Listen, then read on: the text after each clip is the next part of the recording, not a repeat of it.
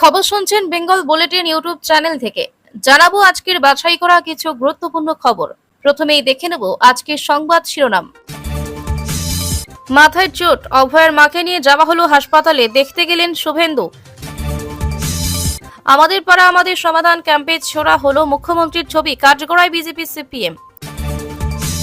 হাজরা থেকে মুখ্যমন্ত্রীর বাড়ির রাস্তায় বর্ম পরে দাঁড়িয়ে পুলিশ, শুরু কালীঘাট চলো অভিযানের জমায়েত। রাহুল অভিষেক একান্ত বৈঠক, চরম হতাশা প্রদেশ কংগ্রেসে। ভাঙলো তালা, ব্যারিকেডে উঠে উই ওয়ান জাস্টিস স্লোগান, সাঁতরাগাছিতে ধুন্ধুমার। জাতীয় পতাকা ছিঁড়েছে, শাখা ভেঙেছে, মনোজ ভার্মার, পুলিশের বিরুদ্ধে হাইকোর্টে যাব। দিনের বেলায় প্রকাশ্যে হাটের মাঝে গলি বৃষ্টি, কোচবিহারে নিহত তৃণমূল নেতার ছেলে।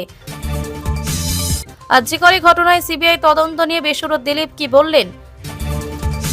কোথাও কাটা মাথা, কোথাও ব্যাগের মধ্যে হাত পা, 10টি জায়গার মধ্যে উদ্ধার মহিলার দেহের টুকরো, হারহিম কাণ্ড এই রাজ্যে। দুজনকে খতম করতে চেয়েছিল যাতে কেস ক্লোজ হয়, নির্যাতিতার মাকে দেখে বেরিয়ে বললেন শুভেন্দু। ব্যারিকেডে বাধা পেয়ে রাস্তায় আগুন জ্বালিয়ে প্রতিবাদ, উত্তেজনা বহল সাঁতরাগাছিতে।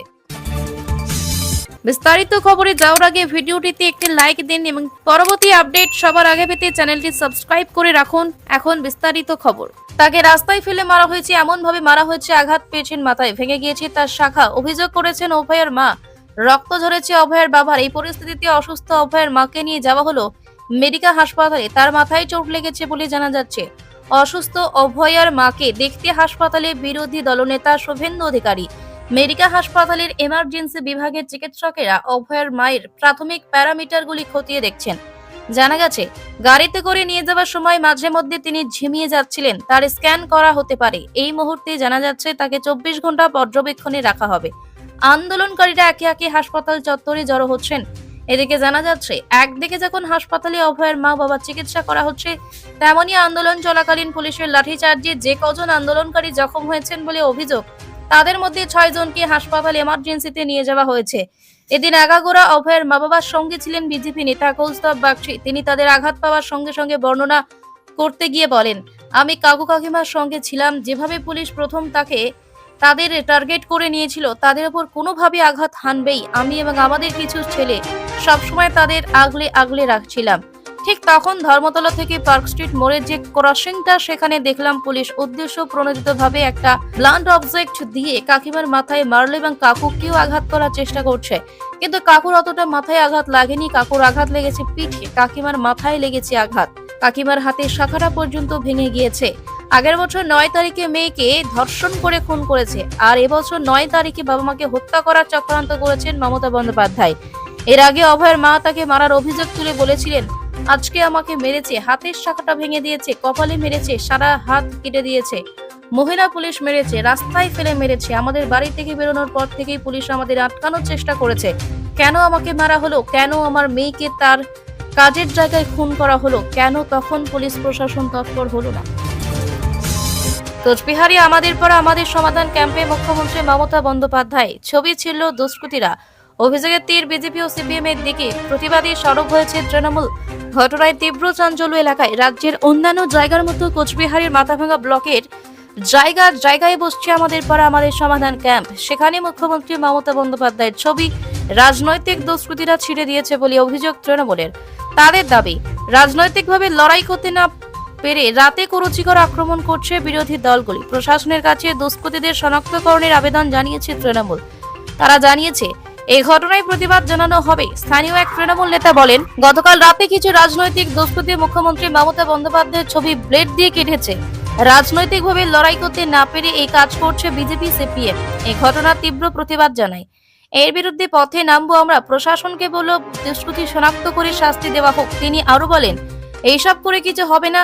মমতা বন্দ্যোপাধ্যায়ের বিভিন্ন জনমুখী প্রকল্পের সুবিধা পান সাধারণ মানুষ। তাদের আশীর্বাদে আগামী দিনে বিপুল সমর্থন নিয়ে সরকার গঠন করবেন মুখ্যমন্ত্রী। একদিকে নবান্ন অভিযান চলছে, অন্যদিকে তিলোত্তমা মঞ্চের ডাকে চলছে কালীঘাট চলো অভিযান।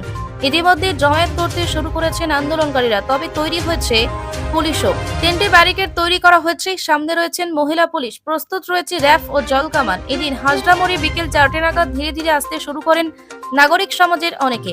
আন্দোলনকারীরা স্লোগান শাউটিং শুরু করেছে। হাজরা পার্কে পৌঁছলেন সমাজকর্মী মিরাতুন নাহার। তিনি বলেন, পুলিশ আর কতদিন দলনেত্রীর সেবা করবেন? আমাদের মেয়ে চলে যাবার পরেও ওরা মানুষ হলো না, ওদের আত্মীয় নেই, এরা সাধারণ মানুষের পুলিশ নয়। হাজরা থেকে যে রাস্তা মুখ্যমন্ত্রীর বাড়ির দিকে গিয়েছে সেখানে সাদা পুলিশের ছয়লাভ বর্ম পরে রয়েছেন পুলিশ আধিকারিকেরা। কার্যত পুলিশের ত্রিস্তরীয় নিরাপত্তা রয়েছে হাজরা পার্কের কাছে। উল্লেখ্য, আজ তিলোত্তমার বাবা মা ডাক দেন নবান্ন অভিযানের। প্রচুর মানুষ হাজির হন সেখানে। পাশাপাশি কালীঘাট চলো অভিযানের ডাক দেওয়া হয়। এদিন নবান্ন অভিযানে অসুস্থ হয়ে পড়েন তিলোত্তমার মা। তাকে ভর্তি করতে হয় হাসপাতালে। শ্বাসকষ্ট, বমি বমি ভাব রয়েছে তার। তিলোত্তমার মায়ের অভিযোগ, পুলিশ তাকে মেরেছে, তার শাখা ভেঙে দিয়েছে, যদিও পুলিশ সবটাই অস্বীকার করেছে। দিল্লিতে রাহুল গান্ধী তৃণমূলের লোকসভা নেতা অভিষেক বন্দ্যোপাধ্যায়ের সঙ্গে একান্তে প্রায় 1 ঘন্টা বৈঠক করার ধাক্কায় কলকাতায় প্রদেশ কংগ্রেস চরম হতাশা নেমে এসেছে। শুধু তাই নয়, রাহুল নিজেই ফোন করে অভিষেককে তার গৃহপ্রবেশে আমন্ত্রণ করেই থামেননি। আগামী 1 সেপ্টেম্বর পাটনায় বিজেপি বিরোধী সমাবেশে যাওয়ার জন্য মমতা বন্দ্যোপাধ্যায়কে বিশেষ অনুরোধ করেছেন। স্বভাবতই বাংলায় সিপিএম এর জোট সঙ্গী প্রদেশ কংগ্রেসকে বিন্দুমাত্র গুরুত্ব না দিয়ে তৃণমূলকেই যে বিজেপি বিরোধী দল মূল রাজনৈতিক শক্তি হিসেবে রাহুল গান্ধী মেনে নিয়েছেন, এমন দৃশ্যে শোকের ছায়া নেমে এসেছে বিধান ভবনে।